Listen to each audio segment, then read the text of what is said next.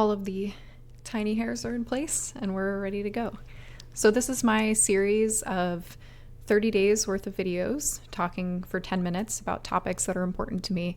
And I'm hopeful that these will help at least one other person alleviate some personal suffering, whatever's going on in your life. I'm just hopeful that you maybe feel a little bit less alone as part of this video series. So the first topic is something that I know many people noodle on many times throughout their life, which is this question of, what do I want?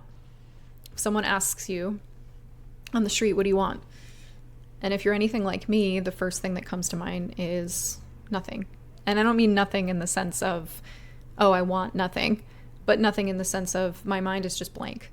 I can't even think of anything. And of course, there must be something that you want. You should know what you want. It's easy for that question of what do you want to slip into and mutate into this sort of shame-filled beast that lives in your mind. But it's so important for us to know what it is we want so that we can connect to our values and just better align our life, who we really are, and show up in that way. Instead of asking, what do I want? And feeling that sense of, oh God, I wish I knew what I want. Instead, asking yourself, what do I need? What do I need right now? And perhaps if you don't sit long enough with it, you might not have a clear answer. But I encourage you to ask yourself that question of, what do I need? What do I need right now? So you can start to check in with yourself, with the room, with your body, with how your day's been going, and just investigate a little bit. What are those needs that you have? What are those needs that are being unmet? And it's not always about doing something. Sometimes it's just about being exactly where you are, giving yourself the opportunity to rest for a little while. Maybe you notice that your eyes are really heavy because you've been on the screens all day, because you've been at work all day and you've been staring at screens. Maybe you feel that your muscles are tight and you're really craving some movement. You want to go outside for a walk. Those sorts of needs, hunger, sleep. Is there a conversation you need to have? Are you craving connection? Knowing the answers to those, or at least maybe not even the answer, but an inkling around something that might feel good for you in that moment, taking a very small step to get to a place where you feel like more of your needs are met, more of them are addressed, or even the most simple thing of just being aware of what those needs are. In the long run, that's going to help you get to a place where you have an understanding of what it is you want.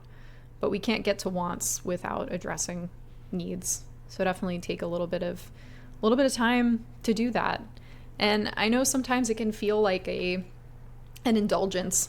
It feels like a real privilege to have that time to be able to think, to do that self-inquiry. Or maybe even you feel a little bit bad about addressing your own needs, of just when you recognize that so many other people's are not being met. Who are you to say that you can go ahead and meet your needs? But I'd argue that if you don't take the time to understand what it is you need and to meet that, you have no capacity to further support the rest of your community, the goals you might have, the things you want to do, or even just the person that you want to be. You can't serve others from an empty cup. Why try doing that? Instead, try different things that are just experiments, breaking down the big question of, what do I want? And instead, what would feel really good right now? Is there somewhere that you want to spend a little bit of time? It doesn't have to cost you any money at all. There are so many things that you can do in the here and now to give yourself a little bit of peace, a little bit of space, a little bit of room to think. And sure, this doesn't always work in every circumstance. You may have just been in a car accident. If that's the case, you're probably not watching this video. But if you are in a situation where you're managing a lot of different things and you feel very overwhelmed, taking a moment to say, I'm overwhelmed. Just simply acknowledge it for what it is. You don't have to do anything about it. Just acknowledge it. And then eventually, once you've had this time to acknowledge what is going on, you'll start to develop a little bit more capacity for energy because you're calling out a truth. You're calling out something that is very real in your life, that you're overwhelmed.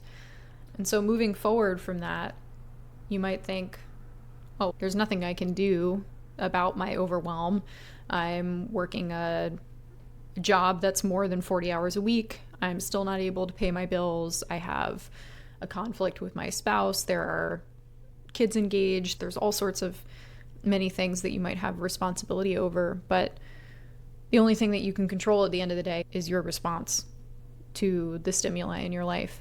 And so there may need to be a moment where you ask yourself, in my life as I'm living it, as I'm going through the motions with these various things I have to do, how am I present in those moments? Am I white knuckling at the wheel? Am I gritting my teeth? Do I hate where I am? And just examine a little bit of that. I say all of this because I have noticed that in the workforce, people I interact with, over the course of my life, there's been this overwhelming feeling of I can't get out of my own way. Life is just simply too hard. And life is hard. There's no way around that. But you get to pick your suffering to a certain degree.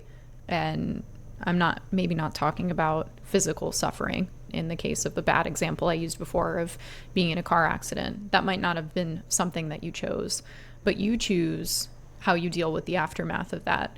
You can either look at it as the giving in to the fullness of the pain, giving in to the fullness of the circumstance, or you can look at it as there's something that I can do in this moment of slowing down and acknowledging my pain and getting closer to myself and working to navigate this moment.